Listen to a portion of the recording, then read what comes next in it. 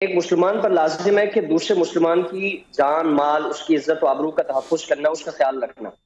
کسی بھی طرح سے اس کو نقصان نہ پہنچانا،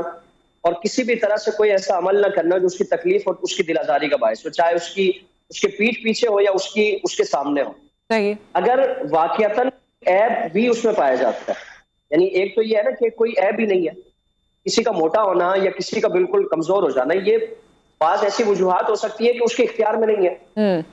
ایسا کوئی سبب ہو سکتا ہے، مثال کے طور پر کوئی خدا نہ خاصہ بیماری لگ گئی ہے جس کی وجہ سے موٹاپا ہو رہا ہے، اب ہم نے اس کو ایک تان کا اور طنز اور تنقید کا اس کو ایک ذریعہ بنا لیا ہے، یہ تو کوئی عذر بھی نہیں۔ اگر کوئی عذر اور کوئی اس میں خرابی بھی ہو تب بھی شریعت مطہرہ میں یہ اجازت نہیں ہے کہ برسر عام اس کو آپ ڈنڈورا اس کا پیٹتے پھرے، سب کے سامنے اس کو جتاتے پھرے کہ تم میں یہ چیزیں ہیں، یہ خامیاں ہیں، بلکہ تاکید یہ فرمائی گئی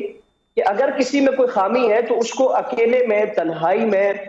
اور موقع محل مناسبت سے جا کے اس کی اصلاح کی جائے۔ قرآن کریم میں 2 طریقے بیان فرمائے گئے، یعنی آج اگر ہم واقعتاً کسی کی اصلاح چاہتے ہیں اور اگر واقعتاً اس میں کوئی ایسی خرابی ہے جو قابل اصلاح ہے تو 2 طریقے فرمائے گئے کہ حکمت کے ساتھ اور موعظہ حسنہ کے ساتھ۔ یعنی حکمت یہ ہے کہ آپ نے کب اس کی اصلاح کرنی ہے، کب کیا موقع محل ہے، مناسب وقت ہے یا نہیں ہے، اس کی اصلاح پھر اس وقت کریں۔ تو دوسرا فرمایا کہ اچھے الفاظ کے ساتھ، یعنی ایک تو ہم اگر موقع محل کی مناسبت ہم اس کا خیال نہیں رکھتے، اگر خیال رکھ بھی لیں تو دوسری چیز کیا ہوتی ہے کہ الفاظ کا چناؤ ایسا ہوتا ہے کہ بجائے اس کے کہ وہ سدھر جائے، اس کی دل آزاری تو یہ ہے کہ وہ اصلاح کے بجائے، یعنی اگر ہم اس کی اصلاح کرنا چاہتے ہو طریقہ درست نہیں ہے یا الفاظ مناسب نہیں ہے تو بجائے اصلاح کے وہ بگاڑ کی طرف چلا جائے گا۔ یہ پہلی خرابی تو یہ کہ معاشرے میں ہماری وجہ سے ایک بگاڑ پیدا ہو رہا ہے، معاشرے میں اگر وہ ایسا عمل ہے جو قابل اصلاح ہے تو وہ مزید اس کا ہم اس کے بڑھانے کا اور اس کو فروغ دینے کا ایک باعث بننا ہے۔ پھر اگر ہمارے اس عمل کی وجہ سے کسی کی دل آزاری ہوئی ہے، آپ صلی اللہ علیہ وسلم نے فرمایا کہ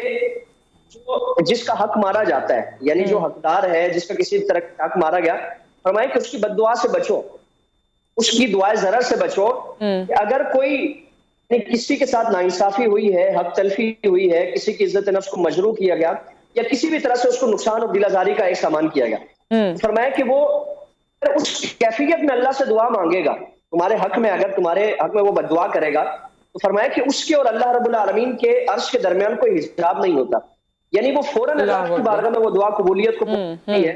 تو خدا نہ خواستہ اگر اس نے ہمارے عمل کی وجہ سے اس کا دل دکھا، اس کی عزت نفس کی پامالی ہوئی، اس کی دل آزاری ہوئی، اور اس نے پھر یعنی ایک ہمارے یہ ہوتا ہے نا کہ وہ ہمیں کچھ کہہ نہیں سکتا، ہمارا مقام کہ وہ ہمیں نہیں لگا سکتا، لیکن اللہ تو ہے، اللہ کی بارگاہ میں اس نے اپنی شکایت اور اپنی جو بھی ایک وہ پریشانی ہے، دل آزاری کا جو ایک باعث ایک سبب بنا ہے، وہ اللہ کی بارگاہ میں اس کو پیش کرے گا، اور پھر ایسے دل سے جو نکلی ہوئی دعا ہوتی ہے اللہ رب العالمین اس کو رد نہیں فرماتا۔ اس لیے قرآن کریم میں واضح طور پر اس سے متعلق فرمایا، سورہ حجرات کی ہم تلاوت کریں تو دل آزاری کے جتنے بھی طریقے ہیں، معاشرتی انسانوں سے متعلق ہمارے جتنے بھی رجحانات اور غلط رویے ہوتے ہیں، ہر ایک سے متعلق اس کی اصلاح فرمائی گئی، تاکید فرمائی گئی کہ تم ایسا نہ کرو۔ اگر تم، اور یہاں تو کہنے کی بات ہو رہی ہے نا کہ ہمارے پاس الفاظ سے کسی کو تکلیف پہنچتی ہے، قرآن کریم میں فرمایا کہ تم گمان بھی نہ کرو، مسلمان کے بارے میں برا گمان نہ کرو کہ یہ گمان تمہیں برائی کی طرف لے جائے گا، یہ گمان تمہیں گناہ کی طرف لے جائے گا۔ تو ہم تصور کریں کہ اگر ہمارا غلط گمان یہ گناہ ہے تو الفاظ ایسے سخت الفاظ استعمال کرنا جو دل آزاری کا باعث ہو تو یقیناً اللہ کی بارگاہ میں قابل مواخذہ ہو۔